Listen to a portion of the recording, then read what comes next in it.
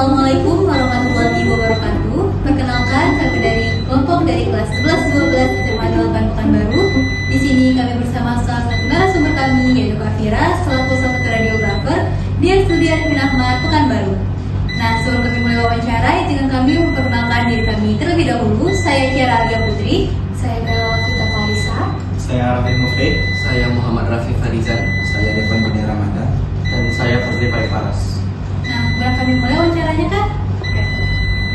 Oke, untuk pertanyaan selanjutnya nih Kak, bagaimana sih caranya seorang radiografer itu bisa memastikan pasiennya tetap merasa aman dan nyaman saat sedang melakukan proses pemeriksaan, terutama pasiennya ini sedang merasa cemas? Oke, jadi itu tadi penting banget yang namanya komunikasi.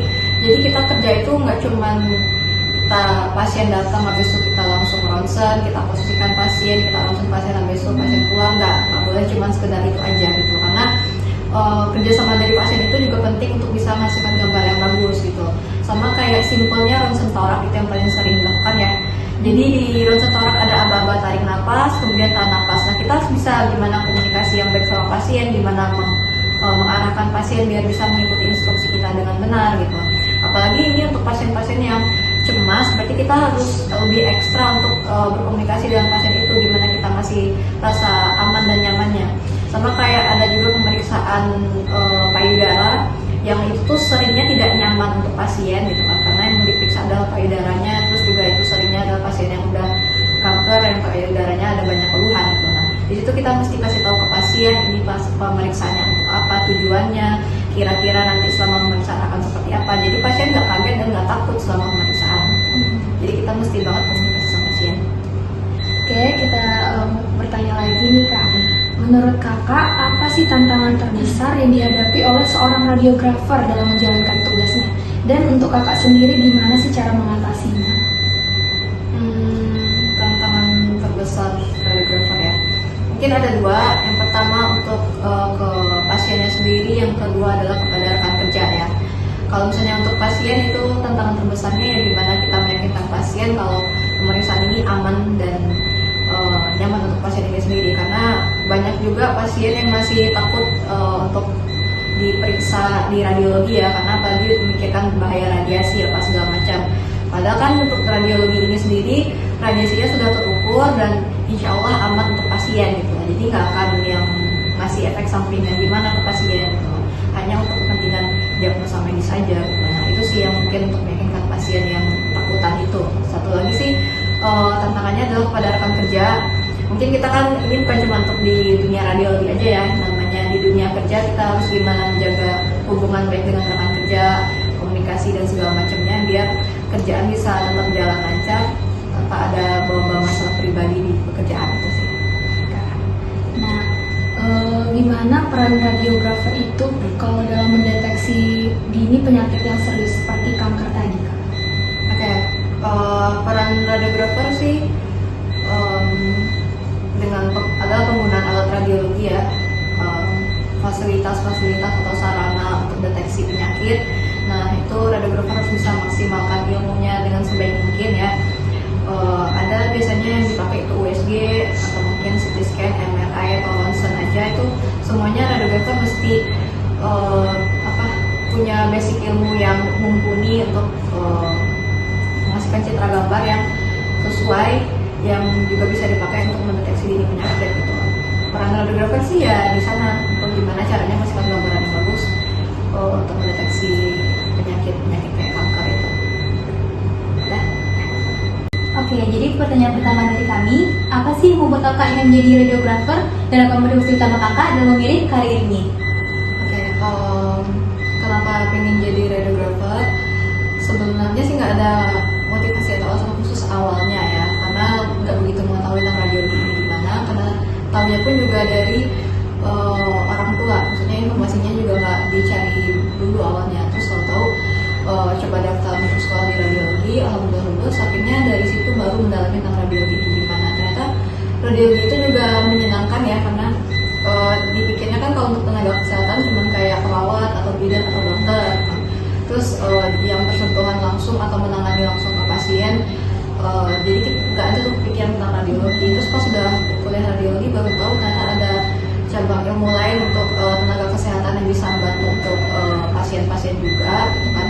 tapi nggak yang benar-benar langsung ke pasien gitu. Kita cuma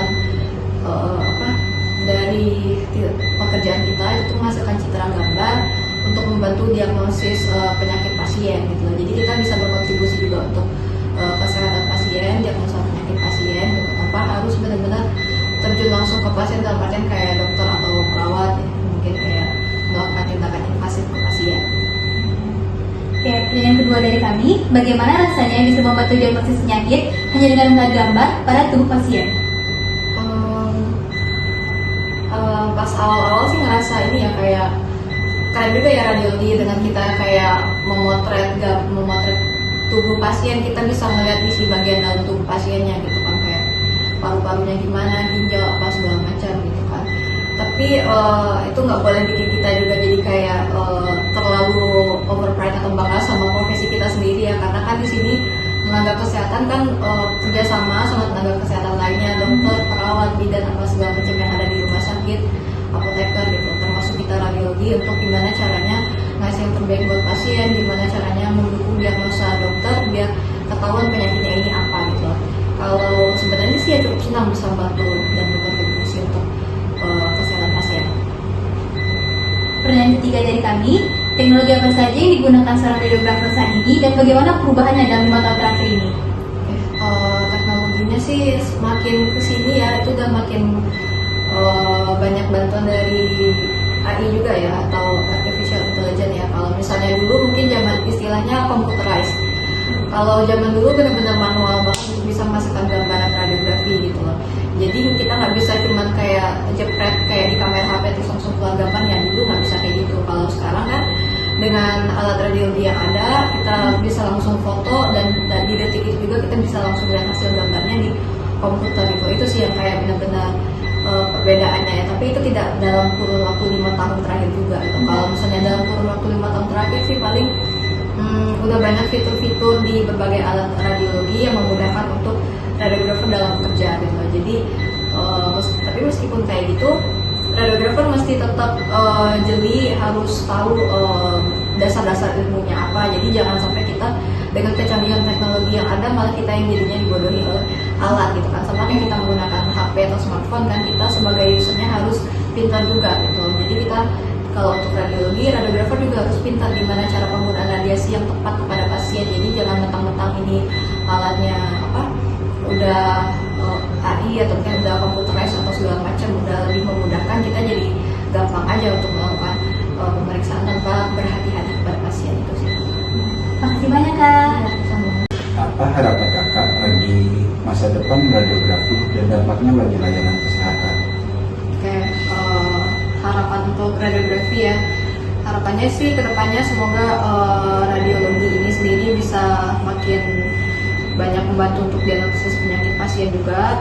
Terus juga untuk radiografernya sendiri juga makin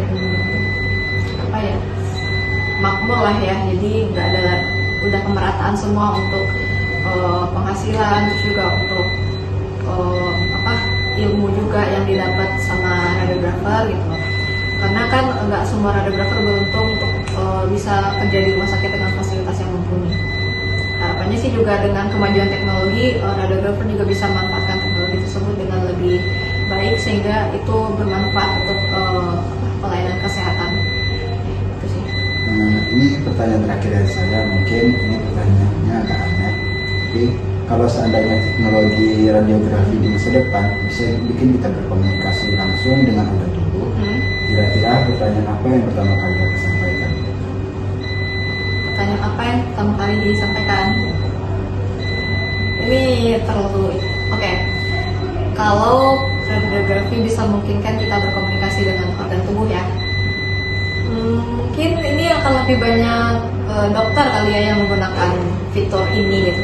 Karena mungkin bisa langsung menanyakan ke organ tubuh itu kenapa bisa kayak gini, kenapa bisa terjadi kerusakan seperti ini itu dan segala macamnya gitu. Jadi mungkin organ tubuh bisa langsung menjelaskan ke kita saat kita menanyakan itu gitu kan. Tapi sebenarnya sih dari sekarang itu udah terlihat ya, karena dengan kita melihat gambaran radiologi gitu kan, berarti kan dokter itu bisa memperkirakan hal-hal yang terjadi dalam tubuh pasien, kayak kerusakan apa yang terjadi, seberapa besar kerusakannya. meskipun tetap perlu ada diagnosis penunjang dari laboratorium atau mungkin yang lainnya gitu. Tapi ini bagus sih. Terima kasih Kak. Oke, sama. Oke, pertanyaan selanjutnya. Seberapa penting pelatihan berkelanjutan dalam profesi radiografi ini? Apakah untuk mengikuti perkembangan teknologi medis? Oke, pelatihan berkelanjutan ya.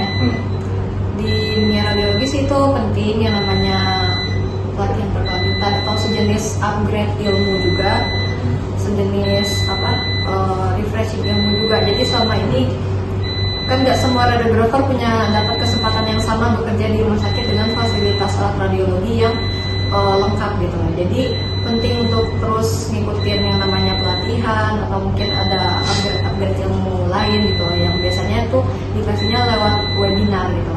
Jadi ada seminar-seminar online gitu kan, atau mungkin seminar offline yang bisa didatangi langsung sama radiografer gitu. Jadi radiografer ilmunya nggak terbatas di menggunakan alat-alat yang ada di rumah sakit tempat dia bekerja aja gitu. Itu penting sih. Oke, pertanyaan selanjutnya. Bagaimana jenjang karir seorang radiografer? Apa spesialis tertentu yang bisa dikejar di bidang ini? Oke, kalau untuk spesialisasi tertentu sih radiologi itu biasanya ada 4 spesialisasi tertentu ya. Ada MRI, CT scan, USG, sama ada radioterapi juga.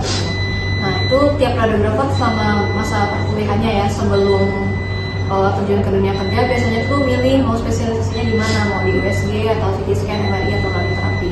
Nah nanti ujung-ujungnya sih dengan spesialisasi yang udah dia bawa dari kuliah itu tuh bisa jadi bekal buat dia di tempat kerja. Nanti apakah mau cenderungnya lebih mengerjakan pemeriksaan apakah USG, CT scan, MRI atau radioterapi sesuai spesialisasi juga. Pertanyaan selanjutnya. Bagaimana pandangan kakak tentang prospek gaji yang didapatkan oleh radiografer ini? Apakah ada spesialisasi tertentu yang bisa mempengaruhi gaji? Oke. Kalau masalah gaji ya, kayaknya itu tergantung rumah sakit, tergantung daerah tertentu ya. Jadi kalau yang aku lihat sejauh ini sih, mungkin ada daerah atau rumah sakit yang mungkin masih kayaknya kurang gitu ya kalau ngasih gaji untuk radiografer. Kayak ada namanya tunjangan radiasi, mungkin nggak semua rumah sakit memberi radiografer, padahal itu tuh udah harusnya hak dari setiap radiografer yang namanya dapat tunjangan biaya radiasi gitu. Mungkin itu lebih perlu sedikit diperhatikan ya biar untuk kesejahteraan radiografer di Indonesia semuanya juga gitu sih. Oke, selanjutnya lanjut ke pertanyaan nomor 4 ya. Jadi soft skill apa aja sih yang penting untuk sebagai radiografer itu Kak? Oke, soft skill untuk radiografer sama kerja sih yang pasti kita harus bisa berkomunikasi yang baik ya antara rekan kerja kita rekan kerja terus juga sama pasien terutama gitu kan. Karena kalau misalnya kita nggak bisa dengan cuman ilmu yang kita punya terus dengan praktek yang kita lakukan itu nggak bisa cukup dengan itu aja untuk memberikan pelayanan ke pasien gitu. Kita mesti juga gimana sih cara kita meyakinkan pasien kalau pemeriksaan ini aman, terus pasien juga nyaman selama pemeriksaan. Jadi kan itu butuh yang namanya komunikasi ya. Nah itu salah satu soft skillnya juga. Terus juga ke teman-teman rekan kerja kita juga mesti bisa membangun komunikasi yang baik gitu ya, biar nggak ada yang namanya miskom dalam kerjaan gitu kan. Misalnya apalagi kerjaan di radiologi ini kan biasanya 24 jam gitu kan, jadi dibagi menjadi shift gitu. Jadi antar shift itu setiap pekerja radiografer yang operan sama teman-temannya itu mesti bisa berkomunikasi dengan baik gitu. Termasuk juga ke dokter gitu. Dan ini kan bukan cuma untuk di radiologi aja, tapi ke rekan-rekan kerja di rumah sakit lainnya gitu. Terus juga mesti disiplin dan bertanggung jawab gitu kan, gimana kita melakukan pemeriksaan itu dengan sebaik-baiknya, jadi nggak asal-asalan gitu. Jadi pasien juga bisa dapat hasil yang terbaik dengan penanganan yang tepat juga. Jadi emang butuh banget ya yang namanya komunikasi itu. Ya, komunikasi. Oke, habis itu mau nanya lagi nih, jurusan radiologi ini kan katanya ada hubungannya sama fisika ya. Nah, gimana sih prinsip fisika radiasi yang digunakan dalam teknik pencitraan medis seperti sinar X atau MRI itu? Oke, ini kita bahasnya untuk sinar X aja dulu ya. Kalau misalnya prinsip fisika radiasinya sih di setiap alat radiologi itu ada yang namanya tabung sinar X. Jadi tabung sinar X itu adalah komponen yang memproduksi sinar X. Nah, sinar X ini kan digunakan untuk ronsen ya, yang biasa kita sebut dengan sinar ronsen atau sinar radiasi itu sinar X gitu kan. Dia udah punya karakteristik sendiri sinarnya, sejenis gelombang elektromagnetik yang nantinya kalau misalnya dihasilkan sinar X itu melalui tabung sinar X ini dengan teknik-teknik tertentu itu bisa menembus organ tubuh sehingga nanti pencitraannya itu tuh bisa ditampilkan di komputer atau film yang biasa kita gunakan di radiologi. Oke. Sip.